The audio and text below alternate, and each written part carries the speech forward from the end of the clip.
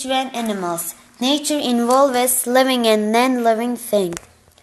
Also, the nature supplies oxygen and it involves both trees and plants.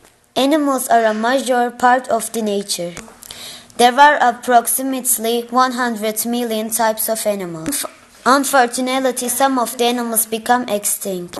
Human beings hunt them and kill them. For example, pandas are becoming extinct.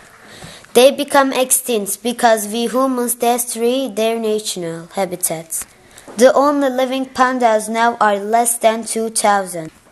And these all live around China, Burma and Vietnam.